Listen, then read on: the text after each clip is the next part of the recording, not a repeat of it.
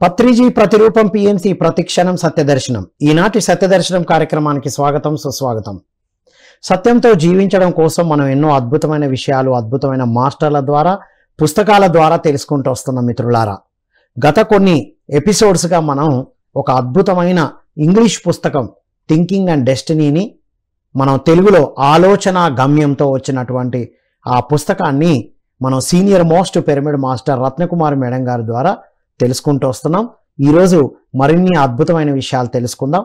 So మీరు ఎవరైనా ఏమైనా అడగాలనుకుంటే మనం బ్రేక్ తర్వాత మీ కాల్స్ తీసుకోబడతాయి. సిద్ధంగా ఉండండి, సబ్జెక్టు వింటూ ఉండండి, మీ సందేహాలకు సమాధానాలు అందించబడతాయి.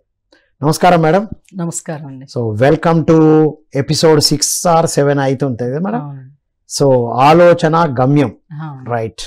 సో లాస్ట్ టైం ప్రమాదాల గురించి ఏదో ఆపినట్టున్నారు కదా మేడం, దాన్ని కొనసాగించండి. ఈ ప్రమాదాలు మనకి ఎలా జరుగుతాయి? ప్రమాదాలు అంటే వ్యక్తులకి కానీ సమూహంలో కానీ ఏమంటే మనం అనుకోకుండా జరిగే కొన్ని సంఘటనలు, వాటిని మనం ప్రమాదాలు అంటాము. అంటే మనిషి యొక్క ఆలోచనలకి సమతుల్యత చెందని ఆలోచనలు ఉంటాయి, అవి బాహ్యీకరణ చెందినప్పుడు దానిలోని పార్టీ ఈ ప్రమాదాలు. ఆలోచనలు సమతుల్యం కానప్పుడు సమతుల్యంగానే ఆలోచనలోని ఒక భాగమే ఈ ప్రమాదాలు. అంటే ఈ ప్రమాదాలు జరగడానికి కూడా సంఘటనలు జరుగుతాయి. ఆ సంఘటన జరిగినప్పుడు ఏమంటే ఒకానొక గతంలో కానీ జరిగిన యొక్క ఆలోచనల వల్ల ద్వారా వచ్చినవి ఇవన్నీ కూడా ఇందులో చెప్పడం అండి. దాన్ని మనం విధి అంటాము. విధిలో అలా రాసి పెట్టుందని, అలా వక్రీకరించిందని అంటూ ఉంటారు. అంటే ఏమంటే ఇవన్నీ కూడా ఎక్కడంటే ఎక్కడో ఒక చోట మనం ఆలోచించిన ఆలోచనలోని ఒక పార్ట్ ఇది కూడా అండి. మన ఆలోచన అంటే మనం ఎన్నో సిరీస్ ఆఫ్ ఆలోచనలు రిలీజ్ చేస్తాం, అందులో ఒకానొక ఆలోచనే ఇది. అంటే మన ఆలోచన లేకుండా ఏది జరగదు. ప్రమాదాలు జరిగినాయి అంటే ఆ రోజు ఏదో అనుకోకుండా జరిగింది అనుకుంటాం, అది అనుకోకుండా జరగవు. అది ఒకప్పుడు మనము గతం తాలూకా కానీ అంటే ఇప్పుడు అయి ఉండొచ్చు, గతంలో అయి ఉండొచ్చు. అది ఏమంటే ఒక దాని తర్వాత ఒకటి మనకి లింకప్ అయి ఉంటాయి కదా, అంటే అవి అసంపూర్తిగా ఉండి మనము వదిలేసి వెళ్ళిపోతే మళ్ళీ దాని తాలూకాయి మళ్ళీ జన్మ తీసుకుని వచ్చిన తర్వాత అయినా సరే అవి ఏంటంటే కొనసాగింపులో వస్తాయి. గతంలో కూడా అది ఒక స్పెసిఫిక్ కాలమాన పరిస్థితుల్లోనే వస్తాయి. ఎందుకు మేడం? దానికి రీజన్ ఏమంటే కాలము, పరిస్థితి, అంటే సమయము, అంటే కనుక ఆ ప్రదేశం అనేది కూడా ముఖ్యం ఇక్కడ. ఎప్పుడైతే అలాగే ఆలోచనలు అన్నీ ఆ విధంగా జరుగుతాయా అంటే ఈ వర్తమాన ప్రణాళికలో ఉన్న కొన్నిటికి ఇవి అడ్డుగా ఉన్నప్పుడు పోస్ట్ పోన్ అవుతాయి. గతం తాలూకావి ఇప్పుడు వర్తమానంలో ప్రణాళికలు ఇవి రెండు మధ్యన ఢీకొన్నప్పుడు మళ్ళీ అవి కొంచెం పోస్ట్ పోన్ అయ్యే అవకాశాలు కూడా ఉంటాయి. ఏమంటే మెయిన్ ఎప్పుడు మేనిఫెస్ట్ అవుతాయి అంటే అక్కడ ప్రదేశము, పరిస్థితి, కాలము, రైట్. ఆల్రెడీ ఉన్న థాట్ దానికి కలవాలి. అక్కడ కలిసినప్పుడు అది మేనిఫెస్టో, అంటే ఆ విధంగా జరగడానికి అవకాశాలు ఉంటాయి. ఆ రోజు అది జరిగింది అంటే ఎప్పుడో ఉన్నటువంటి థాట్, అది గతందై ఉండొచ్చు, ఈ జన్మదై ఉండొచ్చు. ఆ టైము, ఆ సమయం అన్ని ఒక దగ్గర సినర్జైజ్ అయినాయి, అప్పుడు అది ఆ సంఘటన అనేది జరుగుతుంది అన్నమాట. అదే సేత్ మాస్టర్ అదే అంటారు, సిరీస్ ఆఫ్ థాట్స్ మనం రిలీజ్ చేసేస్తూ ఉంటాం. అది ఎప్పుడైతే భూభౌతిక గోళానికి లేదా ఎర్త్ డైమెన్షన్ కి అది ఎప్పుడైతే రీచ్ అవుతుందో అవి జరుగుతాయి. ఒక్కోసారి ఏమవుతుందంటే అనేక మంది రిలీజ్ చేసిన ఆలోచనలు ఒక్కొక్కసారి ఈ ప్రకృతిలోనే ఒక ప్లేస్ లో అవి ఆగిపోవడం జరుగుతుంది. గ్రూప్ థాట్స్ చాలా మంది మాట్లాడుతుంటే, ఇప్పుడు అలాంటి దానికి ఎగ్జాంపుల్ మనం చెప్పుకోవాలంటే ఒక ప్లేస్ లో యాక్సిడెంట్ జరుగుతుంది ఒకటి, అదే ప్లేస్ లో అందరూ అంటూ ఉంటారు. అలాంటి మనకు చాలా ప్లేసెస్ ఎన్నో ఉన్నాం అంతకుముందు కూడాను. ఇప్పుడు ఇక్కడ హైదరాబాద్లో కానీ వేరే చోట కానీ చూడండి, ఒక చోట జరిగింది అనుకో, రిపీట్ అవుతూ ఉంటుంది. అక్కడ ఏదో ఒక యాక్సిడెంట్లు అయిపోవడము మనకి పదే అదే లొకేషన్లో జరగడం జరుగుతుంది. అంటే అప్పుడు కూడా ఏమంటే ఈ థాట్స్ అని అక్కడున్న శకలం, అంటే కనుక అక్కడున్న ప్లేస్కి కూడా ఆపాదించేసినప్పుడు ఒక దగ్గర జరిగినప్పుడు అందరి ఆలోచన సమూహం యొక్క థాట్ అక్కడ ఉండిపోతుంది. అప్పుడు అదేమంటే ఈ మనిషిలో కూడా ఒక థాట్ లాంటిది అది ఫామ్ అయ్యింది అంటే అది అలా లాగేయడం జరుగుతుంది అక్కడ, రైట్. అంటే అక్కడ అనుకోకుండా ఇంకా అది జరుగుతూ ఉంటది. మొత్తం మీద ఎవరి ఆలోచన ప్రకారం అది జరుగుతుంది తప్ప బయట ఎవరు కారణం కాదు, అంతే కదా మేడం? అది ఇది అయితే ఇంకా కొన్ని ఉంటాయండి. ఎలా అంటే ఒక్కొక్కసారి ఒక ఎగ్జాంపుల్ చెప్పుకుంటే, మనము అనుకోకుండా ఒక ఇన్సిడెంట్ జరిగింది. ఆ ఇన్సిడెంట్ జరిగినప్పుడు తను ఒక కొండపై నుంచి పడిపోయాడు కిందకి. పడిపోయినప్పుడు చనిపోవడం జరిగింది. అప్పుడు తన ఫ్రెండ్ తను రక్షించాలన్న ఇదితో తను అక్కడి నుంచి దిగిగానే ఆ విధంగా అక్కడికి వెళ్ళడం జరుగుతుంది. ఆ లోయలోకి తను వెళ్తాడు. వెళ్ళినప్పుడు ఏమవుతుందంటే తనకి అక్కడ ఎగ్జాంపుల్ చెప్తారు ఇందులో, అలా ఒక నిధి దొరికింది అక్కడ తనకి, కనబడింది అక్కడ. అంటే తన్ని రక్షించాలి, దాని ఉద్దేశంతోనే తను వెళ్ళాడు. కానీ అనుకోకుండా తనకు అక్కడ ఒక నిధి కూడా కనబడడం జరిగింది. అంటే ఇక్కడ ఏంటి, ఇప్పుడు ఈ చనిపోయిన వ్యక్తి ఉన్నాడు, ఇతడు ఒక వ్యాపారస్తుడే ఉండొచ్చు ఎగ్జాంపుల్. వ్యాపారస్తుడు అయినప్పుడు తన కుటుంబానికి ఇంకా ఎంతో మందికి తన ఆధారమై ఉన్నాడు తన వల్ల. కానీ వాళ్ళందరూ కూడా ఇప్పుడు ఈయన అలాగ అనుకోకుండా చనిపోవడం వల్ల ఏమవుతుందంటే అందరూ నష్టపోతారు. ఇటు కుటుంబం నష్టపోతుంది, తన దగ్గర చేసే ఉద్యోగులు కూడాను నష్టపోయి అంత జరుగుతుంది. అయితే ఇక్కడ ఏమంటారంటే మరి ఇంతమందికి జరుగుతుంది కదా అని ఇతను తన యొక్క లైఫ్ కోల్పోయాడు. ఒక్కరే కాకుండా తన చుట్టూ ఉన్న వాళ్ళు ఆధారపడ్డ వాళ్ళకు కూడా ఎఫెక్ట్ పడుతుంది. అయితే ఇప్పుడు దీంట్లో ఏమంటారంటే మరి ఇక్కడ ఇతని ఆలోచన ప్రభావం వాళ్ళ మీద కూడా పడిందా అని అంటే ఇక్కడ ఏమంటారంటే తిన ఆలోచన అంటే కనుక తినది ఆ ప్రమాదం జరగడానికి కారణం గతానికి తాలూకా ఉంటుంది దీనికి. అయితే మరి అక్కడ వీని వల్ల నష్టపోయిన వాళ్ళు అంటే నష్టపోయారు కదా వాళ్ళందరూ కూడా, వాళ్ళు అంటే వాళ్ళది కూడా ఉంటుందట, వాళ్ళ థాట్స్ కూడా ఉంటుంది. అలాంటి వాళ్ళందరూ కలిసే ఉన్నారు. అది ఇంకోటి ఏంటంటే పోనీ వాళ్ళేమన్నా వాళ్ళలో ఒక మంచి వాళ్ళు ఉండొచ్చు, లేకపోతే మంచి వాళ్ళు అంటే ఇలాగ లేకుండా ఆలోచన లేకుండా మామూలుగా ఉన్నవాళ్ళు కూడా ఉండొచ్చు. అయితే మరి వాళ్ళు అంటే వాళ్ళకు కూడా జరిగింది అంటే దానికి గతానికి తాలూకా ఉంటుంది కాబట్టి అలా జరుగుతుంది. అలాగే ఇప్పుడు లాభపడిన వ్యక్తి ఉన్నాడు, తనకు ఒక నిధి దొరికింది, తన వల్ల ఏమవుతుంది తన రిలేటెడ్స్ కానీ తనతో ఎవరున్నారు వాళ్ళందరూ బాగుపడే అవకాశం ఉంది. తనకి అది ఒక బహుమానంగా దొరికింది, ఇతనికి ఇది ఒక దురదృష్టకరమైన ప్రమాదం కింద పరిగణించబడింది. అలా అనుకుంటే ఇప్పుడు ఈ వ్యక్తి అయ్యో నేను నడుస్తూ ఉన్నాను, కొండ అంచు నడిచాను, నేను అక్కడ కాలు కొంచెం స్లిప్ అయి పడిపోయాడు. అదే కనుక నేను అలా వెళ్ళకుండా నేను వేరే మార్గంలో కొంచెం వెళ్ళుంటే జరిగేది కాదు కదా అది అనుకుంటాడు. అది మామూలుగా అందరికీ కామన్గా ఉండదు, అయ్యో అనవసరంగా అలా వెళ్ళాడే పక్కగా కొంచెం యువతలకి వెళ్ళుంటే జరిగేది కాదు కదా ఆ ప్రమాదము అంటే కరెక్టే జరిగేది కాదు. కానీ అది ఎంతో కాలం ఉండదు, మరలా ఏదో ఒక చోట తను లైఫ్ పోవడం అనేది ఉంది. ఎందుకంటే అది ఎంత కాలం వరకు తన జీవితం ఉందో అది అంతే కాలం ఉంటుంది అనేది. ఎవరిదైనా భూమి మీద ఎంత కాలం ఉండాలో అంత పోస్ట్ పోన్ అవ్వచ్చు కానీ జరిగే తీరుతుంది అంతే. ఇప్పుడు చెప్పారు అంతే, కొంతమంది ఎక్స్టెండ్ చేసుకుంటూ ఉంటారు, ఆ ఎక్స్టెన్షన్ కొద్ది కాలమే, మళ్ళీ వెళ్లాల్సిందే. అది అంటే ఇక్కడ తను ఒకవేళ అంచుని వెళ్లకుండా ఉండి అప్పుడు ఆ క్షణంలో తను బతికి బయటపడితే కూడా మరలా అతన్ని అది సిచ్యువేషన్ లాగేస్తుంది. అంత మాత్రాన తన లైఫ్ సేవ్ అయిపోతాని కాదు. అలాగే ఇప్పుడు ఈ వ్యక్తి ఉన్నాడు, చాలా అదృష్టం పట్టింది, తను రక్షించడానికి వెళ్ళడం వల్ల తనకి లాభపడ్డాడు. ఎందుకని థాట్ ఉంది తనకి, అతను రక్షించాలని ఆతృతతో గబగబ వెళ్ళాడు. వెళ్ళకపోతే ఇప్పుడు వెళ్ళకపోతే నాకెందుకు అని వెళ్ళకపోయి ఉంటే దొరకదు కదా అని అనుకోవడానికి అది కూడా లేదట. అప్పుడు తాత్కాలికంగా అతను పోస్ట్ పోన్ అవ్వచ్చాడు తన అదృష్టం అనేది. ఎప్పుడో ఒకసారి ఎవరో ఒకరిని రక్షించాలని కాదు, ఏదో ఒక రకంగా తనకి అందవలసింది అందుతుంది. అంటే చూడండి ఈ దీంట్లో ఇలాగా అంటే తన యొక్క ఆలోచనను బట్టి ఈ వీళ్ళ యొక్క వ్యక్తిత్వాలు వాళ్ళ యొక్క సంఘటనలు జరగడానికి కారణము మన ఆలోచన అనేదే ఇందులో చెప్పడం మాట. మన థింకింగ్ అండ్ డెస్టినీ అన్నాం కదా, ఆలోచనే గమ్యానికి మార్గం. గమ్యం ఎలా స్పామ్ అవుతుంది అంటే ఆలోచన వల్లనే. కొంతమందికి అది బహుమానం, కొంతమందికి నష్టాలు. అలాగే కొంతమంది కుటుంబ పెద్ద వెళ్ళిపోయినప్పుడు ఇప్పుడు కొంతమంది ఉంటారు కదా మేడం, సింగిల్ పేరెంట్ అయిపోయిన పిల్లలు అంటే వాళ్ళే ఎంచుకున్నారు అంతే కదా, రే ఈ ఏజ్ లోనే వెళ్ళారు, ఈ వయసులోనే జరిగింది. ఎందుకంటే వాళ్ళు నేర్చుకోవాల్సింది ఉంది. దానివల్ల ఏమంటే ఒకటి వాళ్ళు అప్పుడు ఒక ఎవరంటే ఆ కుటుంబంలో అంతా చూసుకునే వ్యక్తికి అలా ప్రాబ్లం అయినప్పుడు వీళ్ళు నేర్చుకునే అవకాశం దొరుకుతుంది, ఎదగడానికి వీళ్ళు ఎంచుకున్నారు. అవును, వెళ్ళిపోయిన వాళ్ళు ఇప్పుడు ఎవరైతే మార్గాలు ఉన్నాయి ఇబ్బందులు ఎదుర్కొంటున్నారో వాళ్ళందరూ నేర్చుకోవడానికే తీసుకున్నారు. నేర్చుకోవచ్చు, ఒకవేళ అలా నేర్చుకోకుండా ఉంటే పతనం కూడా అవ్వచ్చు.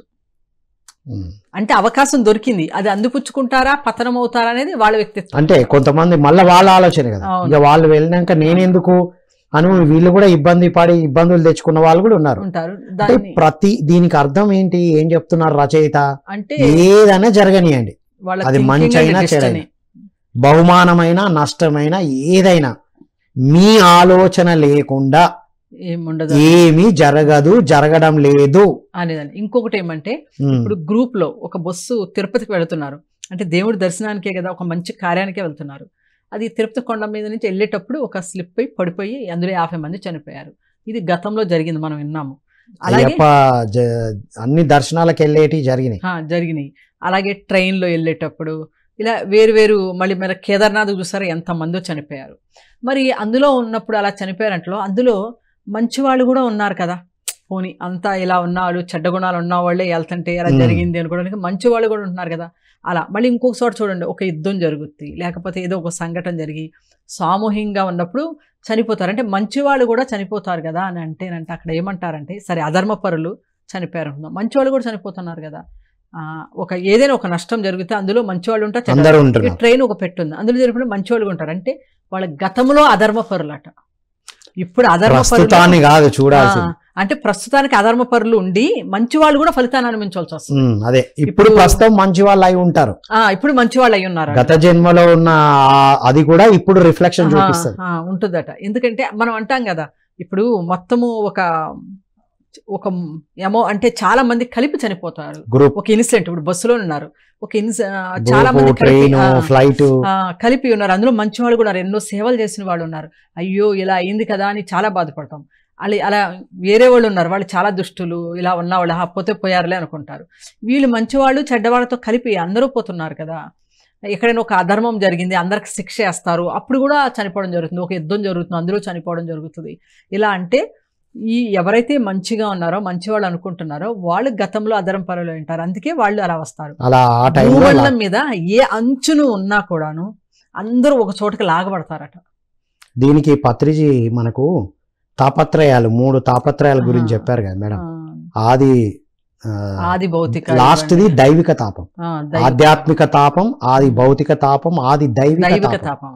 ఆధ్యాత్మిక తాపం ఏమో 90%, ఆది భౌతిక తాపం 9%, ఆది దైవిక శాపం ఆది దైవిక తాపం 1%. కానీ ఈ 3 సరిగ్గా లేని వాళ్ళు ఎక్కడో ఎప్పుడో లాగబడతారు అనేది చెప్పబడ్డది అందులో. అదే దీనికి ఎగ్జాంపుల్ ఏంటంటే, నేను విన్నాను ఇది స్టోరీను, అసలు జరిగిందో తెలీదు. ఒక ట్రైను పెట్లో చాలా మంది సమూహం వెళ్తారట. అందులో ఒక అతను జ్యోతిష్కం, హస్త సముద్రికంఠంగా చేతులు చూస్తాడనమాట. అయితే అతనంటే అక్కడ కూర్చున్న వాళ్ళే ఆ పక్కన చేయి చూపించమన్నాడంట. చూస్తే ప్రతి ఒక్కరిది అందులో చావే ఉందంట. ఆయన ఆ పెట్లోంచి వెళ్ళిపోయాడంట అవతలకి, అర్థమైపోయిందంట. మొన్న సినిమాలో కూడా పెట్టారు మేడం ఇది. నేను ఇని ఒక 20 years బ్యాక్ విన్నాను నేను ఈ విషయం. ఇలా ఎవరి చేయి చూస్తున్నా కూడా అందరిది మృత్యురేఖ కనబడుతుందంట. ప్రభాస్ది అది ఈ మధ్యలో వచ్చింది. అవును, కానీ ఇది జరిగింది నాకు 20 సంవత్సరాల క్రితమే. అది చెప్పారు అప్పుడు ఇలా జరిగిందని. అతను చూస్తుంటే ఆ పెట్లో ఉన్న వాళ్ళందరిది కూడాను అంటే అలాంటి వాళ్ళందరూ కలిపి ఒక దగ్గర కూర్చున్నారు, ఒక దగ్గర చేరారు. ఆ టైంలో అక్కడికి రప్పించబడ్డారు, ఆ సమయకాల పరిస్థితులు అక్కడికి తీసుకొచ్చాయి. అవును, అప్పుడు తను అక్కడి నుంచి వెళ్ళిపోయాడు. అంటే ఇప్పుడు కాకపోయినా ఎప్పుడైనా సరే అది ప్రమాదం. తర్వాత ఆ బాక్స్ మొత్తం కూడా కూలిపోవడం జరిగింది, ఇలా అని చెప్పడం జరిగింది అన్నమాట. అంటే గనక ఎవరు ఎక్కడో ఉన్నా మూలన ఉండొచ్చు, కానీ ఏదో ఒక మాదిరిగా అంటే ఆ ప్లేసు, ఆ ప్రదేశము వాళ్ళని లాగుతుంది అన్నమాట. అక్కడ ఎక్కడో ఉన్న వాళ్ళు ఆ సమయంలో అక్కడికి వెళ్తారు మేడం. కొంతమంది అక్కడ ఉన్న వాళ్ళు ఎక్కడికో వెళ్ళబడతారు. అవును, అంటే గనక ఇక్కడ చూడండి, ఈ ప్రమాదంలో ఏమంటే అనొచ్చు, ఇవి మనం ఎందుకు ఆలోచిస్తాం మనకి ఇలా జరగాలి అని అంటే, వేరొకరికి మనం చేస్తాం కదా, వేరొకరికైనా చెయ్యొచ్చు కదా, అపకారంగా ఆలోచించవచ్చు, చెయ్యొచ్చు. ఆ ఆలోచనలు కూడా ఎక్కడ పోతాయి, ఇలా అయితే ఇలా జరిగితే ఎప్పుడో ఆవేశంతో కోపంతో అన్నయ్య కూడా ఏర్పడ్డాయి, ఎటు పోవు, అవి ఎన్విరాన్మెంట్ లో ఉండిపోతాయి. అంటే ఏమంటే అది ఒక ఆలోచనకి జీవం ఉంటుందట. అంటే ఆలోచనలు అంటే కొన్ని ఉంటాయి. మనం గనక ఒడ్లు ఉంటాయి చూసారా, ఒడ్లో మంచి ఒడ్లు ఉంటాయి, తాలు గింజలు కూడా ఉంటాయి. అలాగే తాలు గింజలు లాంటి ఆలోచనలు ఆ గాల్లోకి వెళ్ళిపోతాయి, అవేముండదు ఎఫెక్ట్. గింజ ఉంటుంది, అందులో మన తినే ఆహారం ఉంటుంది కదా, అది ప్రాణం ఉన్నది. అలా ప్రాణం ఉన్న ఆలోచనకి అది కాంతి రూపంలో ఉండి అది మేనిఫెస్ట్ అవుతుంది, మొత్తం స్ప్రెడ్ అయి ఉంటుంది, అది జీవం ఉంటుంది దానికి. అంటే కొన్ని ఆలోచనలో కూడా సేమ్ ఇదే మాదిరిగా ఉంటాయి. కొంతమందికి అనొచ్చు, అంటే మనలో నుంచి వచ్చిన ఆలోచన ప్రతిదీ అలాగే ఉంటుందా అని. అంటే అన్నీ ఉండకపోవచ్చు, కొన్ని తాలిగింజలు కూడా ఉండొచ్చు, కొన్ని బలమైన ఆలోచనలు ఉంటాయి కదా, అవన్నీ కూడా మేనిఫెస్ట్ అయ్యే అవకాశం ఉంది. అయితే ఇంకోటి, ఆలోచనలు ఎలా మారుతాయి అంటే, మన యొక్క థాట్, మనం ఉన్న ప్లేసు, మనం ఉన్న కుటుంబము, వీటన్నిటిని బట్టి కూడా మన ఆలోచనలు వస్తాయి. మనం ఉండే గతం తాలూకా సంస్కారాలు అంటాం కదా, అవి గతానికి సంబంధించినవి. ఆ సంస్కారాల నుంచి ఉంటుంది, ఇప్పుడు ఉన్న ఈ పరిసరాల నుంచి కూడా మనకి ఉంటాయి. ఎలాంటి పరిస్థితిలో ఉన్నాం, ఎలాంటి వ్యక్తులతో ఉన్నాం అనే దాన్ని బట్టి కూడా మన ఆలోచనలు ఉంటాయి. దాన్ని మార్చుకోవాలి అంటే మనం ధ్యానంలోకి రావడము, లేకపోతే దాని తాలూకా ఆ విధంగా ఉన్న మనుషులతో ఉండడము, ఇలాగ బుక్స్ వీటన్నిటి ద్వారా, అంటే అవన్నీ కూడా మనం తెచ్చుకోవాలి వాటిని.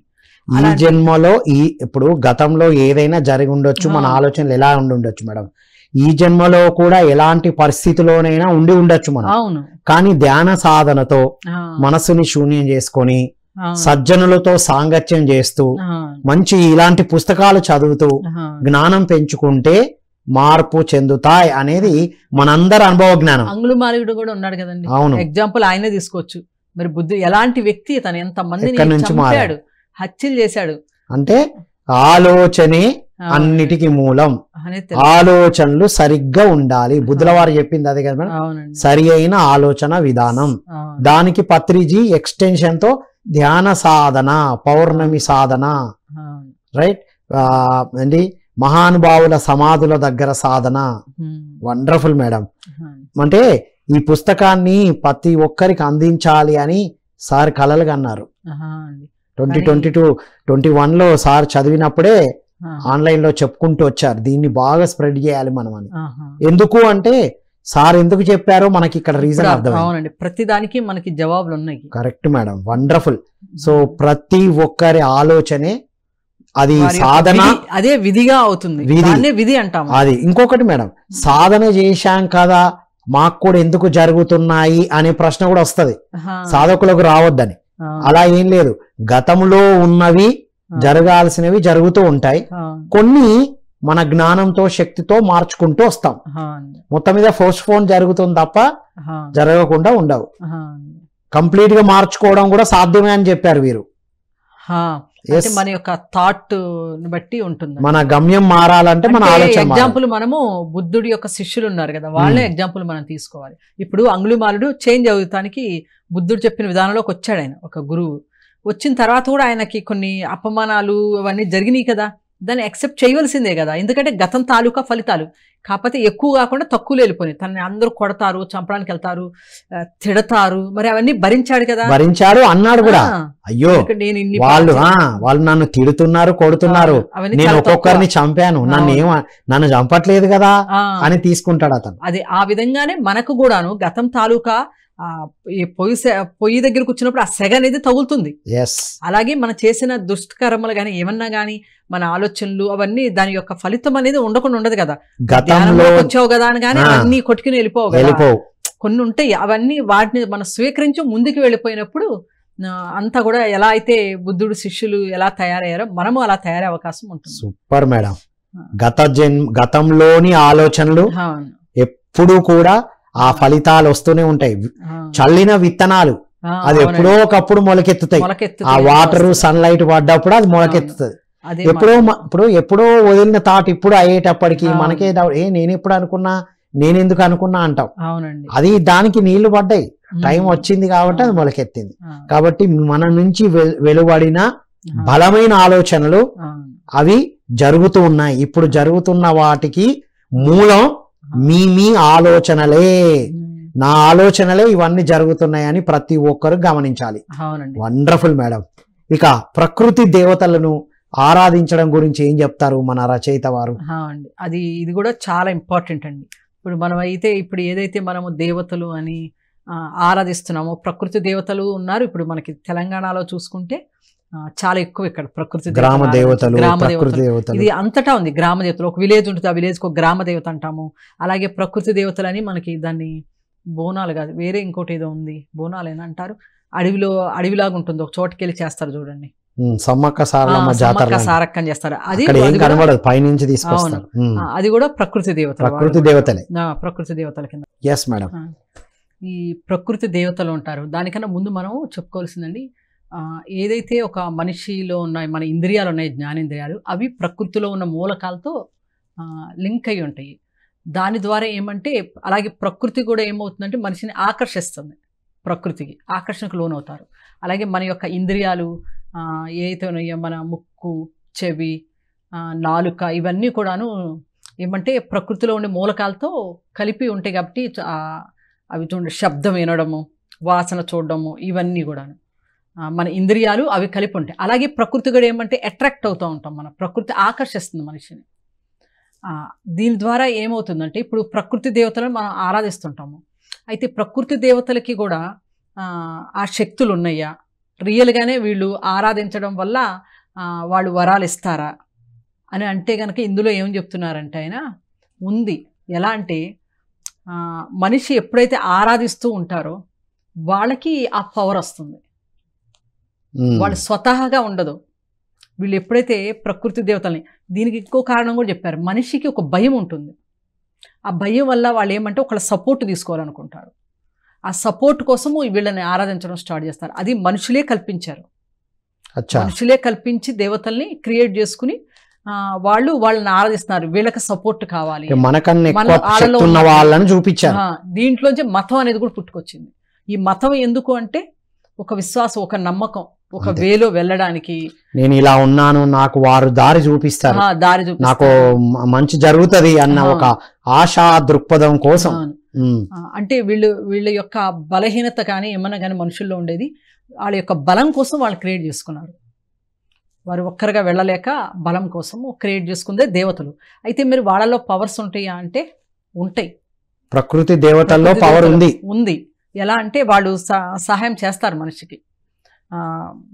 ఏమంటే వాళ్ళ యొక్క ఇప్పుడు ఏమైనా ఉద్యోగాలని లేకపోతే ఏమైనా వ్యాపారాలని, అంటే వాళ్ళ యొక్క సాంఘికంగా ఉండే సమస్యలకి పరిష్కారాలు చూపిస్తూ ఉంటారు, వాళ్ళు చూపించడం జరుగుతుంది. అలాగే శరీర దారిద్ర్యము, అలాగే వాళ్ళ యొక్క మృత్యువు సంబంధించి ఇలాగా వాళ్ళకి సహాయాలు అనేవి అందిస్తారు ప్రకృతిలో. కానీ వాళ్ళవన్నీ ఎలా ఉంటాయి అంటే ఒక లిమిట్ ఉంటుంది, వాళ్ళ పవర్స్ ఉన్నాయి కొన్ని, అవి ఎలా ఉంటుంది. అలాగే వాళ్ళకి ప్రకృతికి లోబడి ఉంటాయి, అవన్నీ కూడా ప్రకృతికి లోబడి కొన్ని పవర్స్ ఉంటాయి.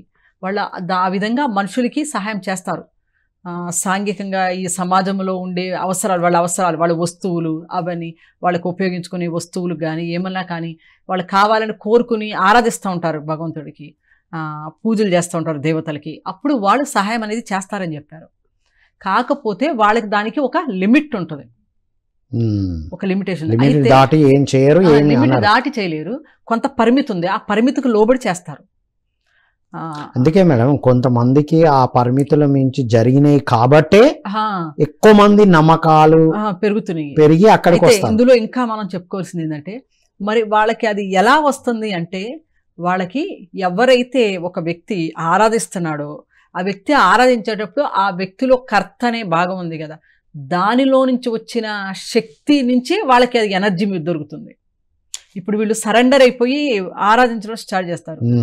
వాళ్ళకి ఆ ఆరాధన అనేది వాళ్ళకి అవసరం, వాళ్ళు కోరుకుంటారు. ప్రకృతి నాకు ఇది జరగాలి, ఇది కావాలి, నువ్వు మాత్రమే అందియాలి, నువ్వు నాకు ఇది జరిపిస్తే నేను నీకు ఇది చేస్తా అని ఆర్తనాదంలో నుంచి వస్తుంది.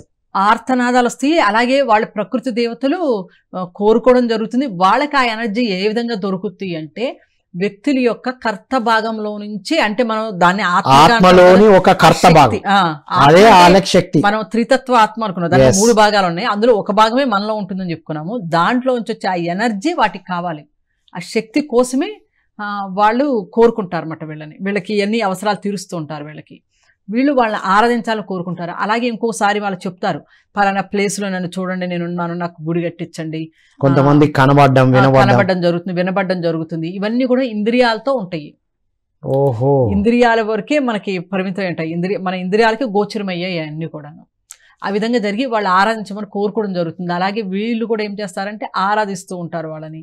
వీళ్ళ కోరికలు తీరుతాయి కాబట్టి మళ్ళీ వీళ్ళు ఇంకా చేస్తూ ఉంటారు. ఇలా తీసుకొస్తాం, అలా మొక్కులు అన్నీ ఉన్నాయి చూస్తారు, అవన్నీ దీని కిందకే వస్తాయి.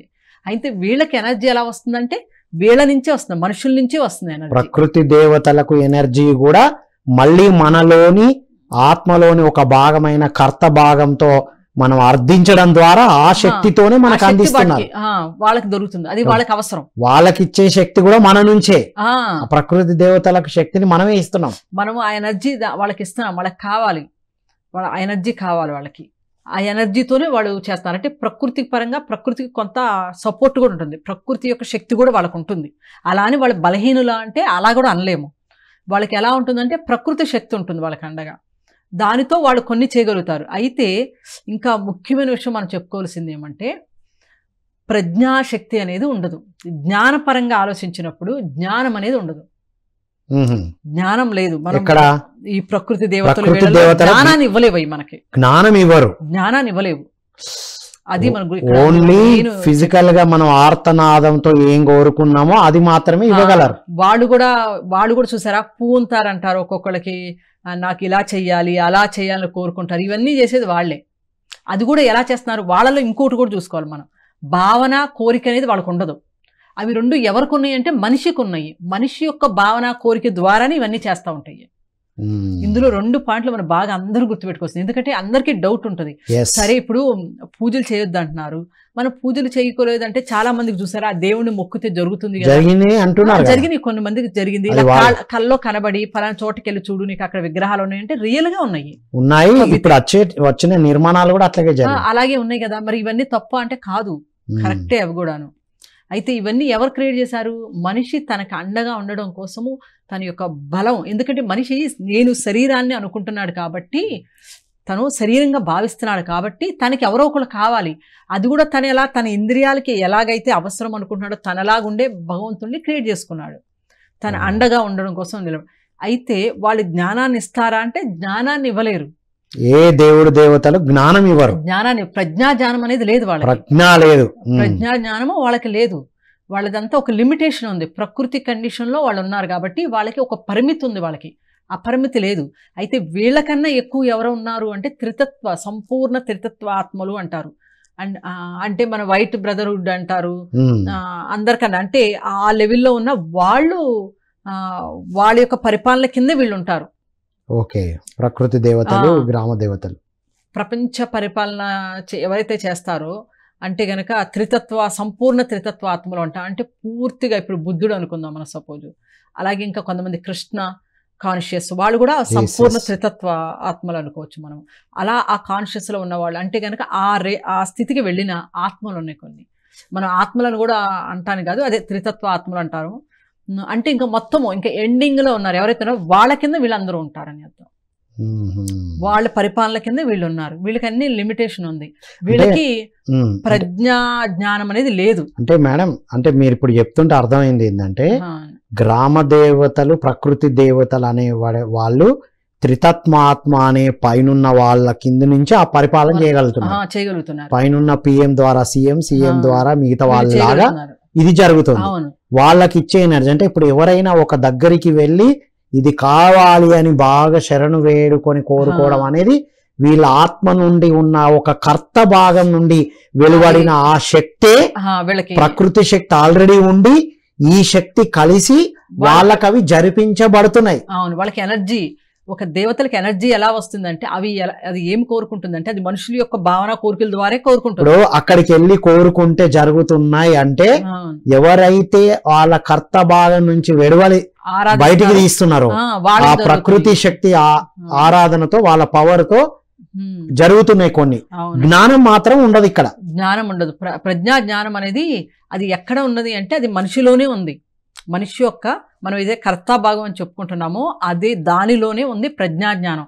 ఆ ప్రజ్ఞాజ్ఞానాన్ని ఏమంటే ఆ ప్రజ్ఞాజ్ఞానాన్ని ఎరుక స్టార్టింగ్ లో ఉండొచ్చు ఎరుకనేది, కానీ తర్వాత ఈ ఇంద్రియాలకు లోబడి ఎప్పుడైతే ఈ ప్రకృతికి ఆకర్షితం అవుతాయో అప్పుడు ఆ ప్రజ్ఞాజ్ఞానం అనేది ఉండదు. ఇంకా వాళ్ళు గుర్తించలేరు ఆ ప్రజ్ఞాజ్ఞానాన్ని. ఆ వ్యక్తి గుర్తించలేడు, ఇంకా తనలో లేదనుకుంటాడు, ఎక్కడో ఉందని అక్కడ ఎతుకుతుంటాడు.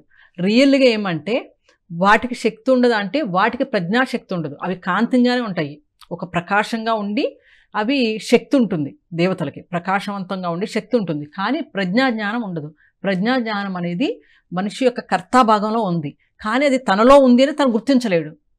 అది సంగతి. అయితే ఎప్పుడైతే ఈ వ్యక్తి ఆరాధిస్తూ ఉంటాడో తనలో ఉన్న ఆ ప్రజ్ఞాజ్ఞానం సంబంధించి కర్తా భాగంలో ఉన్న ఒక ఎనర్జీ ఉంది కదా, అది కూడా పొంగుతట. అది పొంగి ఏమవుతుంది, అది బయటికి వెళ్ళిపోతుంది, బాహ్యీకరణ చెందుతుంది. అది ఎలా ఉండాలి, లోపలే ఉండి మన ఒక మార్గానికి తీసుకెళ్ళాలి. కానీ అది అలా అవ్వడం లేదు. బయటికి పోతుంది, అది బయటికి వెళ్ళిపోతుంది. ఆ బయటికి వెళ్ళిపోయి అది మొత్తం ఎవరికి దొరుకుతుంది అంటే ఆ దేవతలకి, దేవుళ్ళకి, వాళ్ళకి దొరుకుతుంది. అది ఈ కొద్దిగా, అది కూడా కొద్దిగా పొంగింది మాత్రమే అన్నాడు. అంటే ఎంత, లోపల ఉంది, ఇంకా ఆ అనంతంగా ఉంది. ఉంది, అది ఆ పొంగిన కొద్దిగా అక్కడ చేరుతుంది. ఆ ఏవైతే ఏం చేసి దేవతలు వీళ్ళు దేవుళ్ళు అని మనం చూసి ఆరాధిస్తూ ఇవన్నీ చేస్తాం కదా, వారు కూడా ఏమనుకుంటారంటే విశ్వ ప్రజ్ఞావంతులు కావాలన్నది వాళ్ళకి మనుషుల ద్వారా ఉండే కోరిక ద్వారానే కలుగుతుంది. వాళ్ళకి అలా అవ్వాలి అనే ఉద్దేశంతోనే వాళ్ళు వీళ్ళకి ఇస్తూ ఉంటారు. అలా అని వాళ్ళు ఇస్తున్నారు కాబట్టి వాళ్ళు ఆరాధించే ఇది ఉంది. అయితే ఇది కూడా కరెక్టే ఎంతవరకు అంటే ప్రతి వాళ్ళు కూడాను వాళ్ళ యొక్క ప్రజ్ఞా కాంతి ద్వారా వాళ్ళు పయనించలేరు, ట్రావెల్ చేయలేరు. అలాగా వాళ్ళ యొక్క లోపల ఉన్న ప్రజ్ఞా కాంతి ద్వారా ట్రావెల్ చేయాలంటే అందరికీ అవ్వదు. అలాంటప్పుడు అది కొంతవరకు కరెక్టే. ఎలా అంటే ఎవరైతే ఇంద్రియాలకు లోబడి ఉన్నారో వ్యక్తులు వాళ్ళకి కరెక్టే అది. ఇంద్రియాలకు అతీతంగా సాధనతో ఎదిగారో ఉన్న వాళ్ళకి అది కరెక్ట్ కాదు. ఆ ప్రజ్ఞా తత్వం తెలుసుకున్న వాళ్ళకి అది అలా అది రైట్ కాదు. రైట్ ఎలా అవుతుందండి? మనిషికి 2 వేలు ఉన్నాయి. ఒకటి బయట దేవుణ్ణి మనం క్రియేట్ చేసుకున్న దేవుణ్ణి ఆరాధించడం ఒకటి, రెండోది నీలో ఉన్న ప్రజ్ఞా కాంతి ద్వారా నువ్వు ముందుకు వెళ్ళడం. ఆ ప్రజ్ఞా కాంతి మనలో ఉన్న దేవుడు అంటున్నాం మనం. ఇంకా చెప్పాలంటే అవును, అదే దేవుడు. ఎందుకు అంటున్నాం? ఆ ప్రజ్ఞని కొంత భాగం అడిగి అడిగి అడిగి బయట ఆర్తనాదం చేసి మనం ఇచ్చిన ఆ స్పెక్ ఆఫ్ ఎనర్జీయే వాళ్ళ ఎదుగుదలకు ఉపయోగపడతాం. అవును, కాబట్టి అది మనలోనే ఉంది. అంతే కదా. ఇప్పుడు ఒక గుడి ఉంది చూడండి, ఆ గుడిలో అందరూ వెళ్తారు, ఆరాధిస్తూ ఉంటారు. అలా చేస్తున్నప్పుడు ఏమవుతుంది, ఇప్పుడు శంకరాచార్యుల వంటి వాళ్ళు కొన్ని గుళ్ళోకి వెళ్ళినప్పుడు అక్కడ ఇంకా ఎక్కువగా ప్రకాశవంతం అవుతుందంటే వాళ్ళ యొక్క ఎనర్జీ కొంత భాగం అక్కడ కొంత భాగం ఇచ్చారు, కొంత స్పెక్ అటు పాస్ చేశారు. అప్పుడేం అది ఎవరి కోసం చేస్తున్నారు? వాళ్ళు మళ్ళీ వచ్చిన వాళ్ళ కోసం చేస్తున్నారు. మళ్ళీ వచ్చిన వాళ్ళకి అది ప్రసారం జరిగి అవునండి వాళ్ళంతా.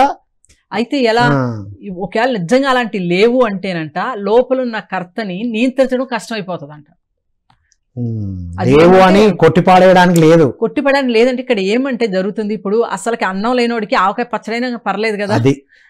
అది ఇప్పుడు పంచపరమాణాలు అంటాము, అవి దొరికిన వాడికి బాగానే ఉంటుంది. అవి దొరకకుండా అసలు భోజనమే లేదనుకోండి, 4 గింజలు దొరికినా చాలు ఏదో పచ్చడేసి తింటామంటాం, లేదంటే కలుపుకొని ఏదో కడుపు నింపుకోవడం తింటాం. ఆ మాదిరికి ఇది కూడానండి. ఏమంటే అందరూ కూడాను వారి యొక్క కాంతి యొక్క మార్గంలో వెళ్ళడానికి అందరికీ ఆ వే పట్టుకుని వెళ్ళడం అందరికీ అవ్వదు, సాధ్యం అవ్వదు. ఎందుకంటే వాళ్ళు నేను ఈ శరీరం అని భావిస్తున్నారు, వాళ్ళ కోసం అది కరెక్ట్.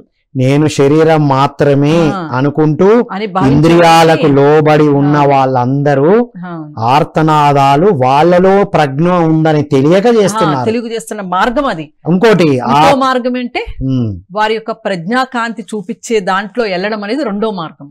అసలు రెండో మార్గమే మనకు పత్రి చూపించిన మార్గం. పత్రి గారు ఎందుకు వద్దన్నారు అంటే పూజలు ఎందుకు వద్దన్నారు? అది కారణం. ఎందుకంటే ఇంకా ఎంత కాలం నీ జీవిత కాల చక్రం మొత్తం తిరుగుతా ఉంటుంది, నువ్వు అక్కడే ఉంటావు. ఎంత ఆర్తనాదం. ఇదే సోక్రటీస్ కూడా చెప్పడం జరిగింది. ఇప్పుడు బుద్ధుడు కూడా చెప్పింది అదే కదండి. బుద్ధుడు ఎక్కడ బుద్ధుడు ఏం చెప్పారు? అందరికి ఏ సందేశం ఇచ్చారు? ఏ సందేశం ఇచ్చారంటే వ్యక్తిగా మనం ఎప్పుడు ముందుకు వెళ్ళాలి అంటే మనలో ఉన్న ప్రజ్ఞని మనం గుర్తుపట్టగలగాలి. ప్రజ్ఞానం బ్రహ్మ, దాని నుంచి పట్టుకుని మనం ఎదగాలి. అంతేగాని ఎప్పుడు మనము నువ్వు బయటే వెతుకుతున్నప్పుడు బయటే ఉండిపోతావు కదా, లోపల చూడనంత కాలం మనము లోపలికి చూడమని కదా బుద్ధుడు కూడా చెప్పిందండి. అంటే మనల్ని మనం తెలుసుకునేంత వరకు, ప్రజ్ఞ నాలోనే ఉన్నది అని తెలుసుకునేంత వరకు ఆ బయట వెతికిన మార్గాలు కరెక్టే, వాళ్ళకి కరెక్ట్. అది అందరికీ తెలియనంత వరకు తెలియనంత వరకు ఎప్పుడైతే నేనే ఆత్మను, నేను శరీరాన్ని భావించేంత వరకు కరెక్ట్. నేను ఆత్మను, నాలోనే అంతా ఉంది అని ఎప్పుడైతే తెలుసుకుంటారో ఆ బయట వెతకడాలు, బయట ఆర్తనాదాలు రాంగ్ అనేది రచయిత వారు కూడా అద్భుతంగా చెప్పారు. చాలా బాగా. ఏమంటే దేవతలకి ఎందుకు పూజ చేయాలి, ఎందుకు చేయకూడదని ఇప్పుడు మనకు చెప్తే సోక్రటీస్ కూడా అదే చెప్పాడు. సోక్రటీస్ ఏం చెప్పాడు? దేవతలు పూజించడం అది ఖండించాడు. ఖండించి ఆయన ఏమంటాడంటే నీ లోపల ఏదైతే చెప్తుందో దాన్ని ఫాలో అయ్యి నువ్వు ముందుకెళ్ళని చెప్తున్నాడు. అదే యూత్ కి చెప్పాలని చూశాడు. కానీ ఆ కాలంలో వాళ్ళది తప్పు అని ఆయన జైలు వేయడం జరిగింది. అంటే అంతే కదా మేడం, చెడగొడుతున్నాడు. బుద్ధుల వారు కూడా చెప్పిన దానికి వ్యతిరేకంగా ఎందుకు వెళ్ళారు? ఈ పూజలు పునస్కారాలు బయట వెతకకండి, అప్పో దీపో భవ, నిన్ను నువ్వే దీపాన్ని వెలిగించుకోవాలని చెప్తే నచ్చలేదు. ఇది మాత్రం ఈ పుస్తకం అల్టిమేట్ గా అద్భుతమైన ఆధ్యాత్మిక శాస్త్రం మేడం. పిఎస్ఎస్ఎం ప్రిన్సిపల్స్ కి అనుగుణంగా ఉంది. మనకు పత్రిజీ ఎందుకు పూజలు పునస్కారాలు అద్దన్నారో అందులో అది రాంగ్ కాదు, అలానే రైట్ కాదు కూడా అని కూడా చెప్పారు. రీజన్ అల్టిమేట్ ఉంది మేడం. చివరిగా మీ మెసేజ్, మరిన్ని విషయాలు నెక్స్ట్ ఎపిసోడ్ లో కంటిన్యూ చేద్దాం. ఎందుకంటే ఇది ఎవరైతే గనక ఇప్పుడు పూజలు చేస్తున్నారు అంటే డౌట్స్ ఉంటాయి మనకు కూడా ఉండే డౌట్స్, నాకు కూడా వచ్చేది. మరి ఒకవేళ ఇది రాంగ్ అన్నప్పుడు మరి వాళ్ళకి జరిగిందని చెప్తున్నారు. మనకి ఎగ్జాంపుల్స్ కూడా ఉన్నాయి కొన్ని అలా జరగడానికి. ఇప్పుడు మనకి రామదాసు తీసుకుంటే రామదాసు కూడా జరిగింది. ఆ సిక్కాలు ఇప్పటికీ ఉన్నాయి. మరి వాడు ప్రత్యక్షమయ్యారు, ఇచ్చారు కదా. మరి ఇవన్నీ చాలా సంఘటనలు జరిగినాయి కదా మనుషులకి. మరి అది రాంగ్ ఎలా అవుతుంది, ఈ వేనే కరెక్ట్ అని ఎలా చెప్తాము అని ఇలా చాలా నాకు కూడా ఉండేవి డౌట్స్. అయితే కనుక ఈ వే ఏదైనా ఒక వే కరెక్ట్ అయిన వే పట్టుకున్నప్పుడు మనము వెళ్ళిపోతాం అనేదాన్ని సరిపెట్టుకున్నాము. అంటే ఈరోజు రీజన్లో ఏమంటే అసలు మొత్తము ఈయన చాలా బాగా ఇప్పుడు ఎవరైనా ఒక గ్రంథం రాశారంటే నేను చెప్పింది వినండి అని కాదు. బుద్ధుడు కూడా అదే చెప్పారు, నేను చెప్పింది వినమని అంటలేదు. కానీ మీరు ఆలోచించండి, ఇది ఒక మార్గం కూడా ఉంది, ఆలోచించండి, మీరు ప్రాక్టికల్ గా చేసి మీరు అనుభూతి చెందండి. ఇప్పుడు రచయిత వారు కూడా అదే చెప్తున్నారు. వండర్ఫుల్ మేడం, మీరు అల్టిమేట్ గా ఎక్స్ప్లెయిన్ చేశారు. Thank you so much madam. Thank you అండి. మిత్రులారా, ఇవాళ చెప్పాల్సిన విషయం ఇంకా చాలా ఉంది ఇందులో. ఎన్ని అద్భుతమైన విషయాలు తెలుసుకున్నాం మనం. ఆలోచన గమ్యానికి ఎలా మార్గాన్ని నిర్దేశిస్తుంది. నాకు ఎందుకు ఇలా జరుగుతుంది, నేను ఇన్ని సంవత్సరాల నుంచి సాధన చేస్తున్నా కదా, ఇన్ని సంవత్సరాల నుంచి సాధన చేస్తున్నారు, వాళ్ళు అలా ఎందుకున్నారు అని మనకు ఎన్నో ప్రశ్నలు వస్తాయి. సాధన లేని వాళ్ళు ఎందుకు సాధనకు వస్తలేరు అనేది వస్తుంది. సాధనకు వచ్చిన వాళ్ళు ఎందుకు ఇలా ఉన్నారు, మరి నేను ఇంత సాధన చేస్తున్నా నాకెందుకు ఇలా జరుగుతున్నాయి అంటే మన అన్ని ఆలోచనలు కాలమాన పరిస్థితులకు మ్యాచ్ అయినప్పుడు జరుగుతాయి. గ్రూపుగా ఎందుకు అంతమంది అలా జరుగుతున్నారని ప్రపంచం మీద పెడతాం మన మనస్సు. ఇవన్నిటికీ రీజన్ ఎవరి ఆలోచన వాళ్ళది. అరే ధర్మయుతమైన వాళ్ళు కూడా వెళ్ళిపోతున్నారు వీళ్ళతో పాటు అంటే గత జన్మలోని వాళ్ళ అధర్మమైన ఆలోచనలే ఈ జన్మలో అవి జరుగుతున్నాయి అనేది మనం ఫస్ట్ స్టార్టింగ్ తెలుసుకున్నాం. తర్వాత ప్రకృతి దేవతలను ఆరాధించడం గురించి అల్టిమేట్ విషయాలు అందించారు మనకు రచయిత వారు. మనం ఎప్పుడైతే ఆరాధిస్తూ ఉంటామో అంటే ఆరాధించడం ఎందుకు, వారిని ఎందుకు క్రియేట్ చేయబడ్డారు, అసలు వాళ్ళు ఎవరు అంటే ఆ గ్రామ దేవతలైనా ప్రకృతి దేవతలైనా త్రితత్వ ఆత్మ అంటే ఉన్నతమైన ఆత్మల ఆధ్వర్యంలో ఉంటారు. వారు కూడా ఎదగడంలో భాగంగానే కింద ఉన్నారు, అందిస్తూ ఉంటారు ఎనర్జీ రూపంలో. ఎవరైతే ఆర్తనాదంతో అడుగుతూ ఉంటారో మరి వీళ్ళకి ఎలా జరుగుతుంది అంటే మనలో 3 ఆత్మల కలయికలు ఉన్నాయని తెలుపుకున్నాం. అందులో కర్త గురించి మాట్లాడుకున్నాం. ఈ పుస్తకాన్ని మళ్ళీ చదవండి లేదా ఇంతకు ముందు ఎపిసోడ్స్ వినండి. మేడం గారు చాలా అద్భుతంగా చెప్పారు. మనలోని ఆ కర్త భాగంలో కొంత స్పెక్ ఆఫ్ ఎనర్జీ ఆ గ్రామ దేవతలకి ఆ ప్రకృతి దేవతలకు వెళ్ళి మనకు కావాల్సింది అందించే శక్తి మనమే వాళ్ళకి ఇస్తున్నాం అనేది ఇక్కడ అల్టిమేట్ పాయింట్. మరి అలా ఆరాధిస్తే జరుగుతున్నాయి కదా, నిజమే. నేను శరీరం మాత్రమే అని ఇంద్రియాల లోపలే ఉన్న వాళ్ళకి అది కరెక్టే. ఏంది మనలోని ప్రజ్ఞ. అయితే ఆ గ్రామ దేవతలు కానీ ప్రకృతి దేవతలు కానీ మనకు ప్రజ్ఞను అంటే జ్ఞానాన్ని మాత్రం ఇవ్వరు అనేది తెలుసుకున్నాం. ఎక్కడుంది ఆ ప్రజ్ఞ? మనలోనే ఉంది. ఆ కర్త అనే భాగంలోనే ప్రజ్ఞ మనలోనే ఉంది. ఎప్పుడైతే సాధన చేస్తామో నేనే ఆత్మను అని తెలుసుకుంటామో ప్రజ్ఞ మనలో ఉన్న ప్రజ్ఞకు మనం అనుసంధానం అవుతామో ఆ బయట అడగడం అనేది సరికాదు అని చెప్పబడ్డది మిత్రులారా. సో మరిన్ని అద్భుతమైన విషయాలు మనం నెక్స్ట్ ఎపిసోడ్స్ ద్వారా మేడం గారి ద్వారా తెలుసుకుందాం. ఈరోజు తెలుసుకున్నవి చక్కగా ఆచరించాలి మనం. ఇంకా ఇప్పుడు కూడా చాలామంది పూలను తెంపుతూ వాటిని తెంపుతూ అరే భయపడుతూ ఉన్నారు. ధైర్యం కోసమే క్రియేట్ చేయబడ్డాయి. కానీ నేను ఆత్మనని తెలుసుకొని మనలోనే ప్రజ్ఞ ఉన్నదని తెలుసుకున్న తర్వాత మనం వీటిని వెరిఫై చేసుకోవాలి. నేను ఇంకా ఎందుకు అలా ఉన్నాను, ఇంకా ఏం జరుగుతుందని ఎవరికి వారు తెలుసుకోవాల్సిందిగా ఈ పుస్తకం మనకు అందిస్తుంది. ఈ పుస్తకాన్ని అందరూ చదవాలని కోరుకుంటూ మరో కార్యక్రమంలో మళ్ళీ కలుద్దాం. పిఎంసి ద్వారా ఇలాంటి అద్భుతమైన కార్యక్రమాలు అందిస్తున్న పిఎంసికి పిఎంసి ట్రస్ట్కి సహకారాలు అందిస్తున్న ప్రతి ఒక్కరికి thank you one and all. మరిన్ని అద్భుతమైన కార్యక్రమాలు చూద్దాం, అందరం సహాయ సహకారాలు అందిద్దాం అని కోరుకుంటూ మరో కార్యక్రమం మళ్ళీ కలుద్దాం. అంతవరకు సెలవు. Thank you all.